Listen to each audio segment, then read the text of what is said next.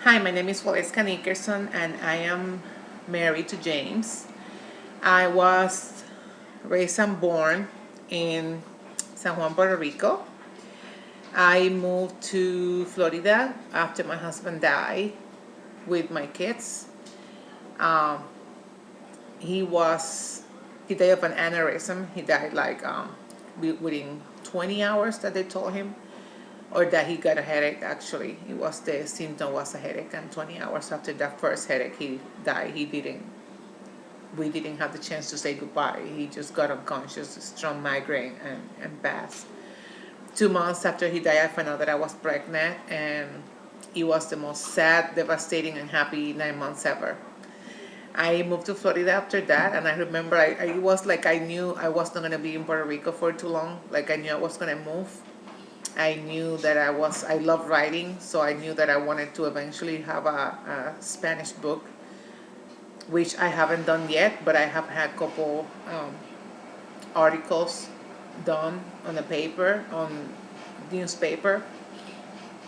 I remember writing a letter to God and asking Him for things that I thought that they were impossible for Him to even give me. But I remember I made a deal with Him. I always said that if He will help me take care of the kids and He will help me, feed them, have a job, give them a roof, that I wouldn't have to live in a shelter. I wouldn't have to deal with them taking care of them. Um, that I was gonna follow Him. That I was gonna, be there for Him. And it was hard. But when I first met my husband, it was like we knew. It was the most weird thing. It's like almost like we knew that we were gonna be together.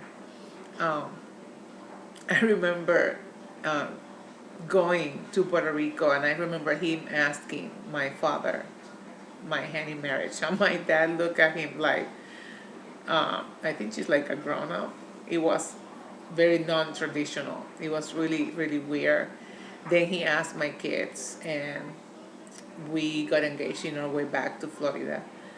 We have a very simple wedding, but it was what I actually wrote on that paper. The whole wedding, asked your hand. What a girl dreams of, and it was cute. We moved into a gorgeous house, sitting on a half-acre land across a lake, corner lot, huge, big house in Florida. And he had an amazing job in a restaurant business, and I was just a stay-at-home mom of not even, 13, I think it was my son. Um, but I became so hungry for the Word of God, and that is all it became for me. I would wake up at 6 o'clock in the morning. I will never forget. I would wake up at 6 o'clock in the morning, and I would sit in the balcony with my cup of coffee, and I would just read and read and read and read the Bible, highlight it, mark it, write questions for when he got home to ask him of anything that I didn't understood. And it was like a revelation. I couldn't understand King James, and then when God allowed me to understand this Bible, it was like, wow, this is really interesting. And it was like, okay, if everything in this book is truth, oh my, does anybody read it? It was this thing. Like, I was going to call people that were not even safe for my family. Like, Mom, did you read the Bible? Um, it was just weird. And anyway, I remember my husband coming home one day and me telling him, do you need to go? What are you doing? And he looked at me like, well, I'm waiting on you. And I thought, well, I'm ready. Let's go. Let's do this. Uh, anyway, we drove from Florida. It was a Tuesday. And oh my gosh, let me tell you, God has a funny way of knowing, but also of wanting you to trust with all your heart. My oldest daughter was gonna have a court day on a Friday of that week, and I remember it was gonna be really weird. Like, I'm leaving her, I need to go, I need to follow my husband, and all these different things. And yeah, those are my animals. I'm so sorry. And I remember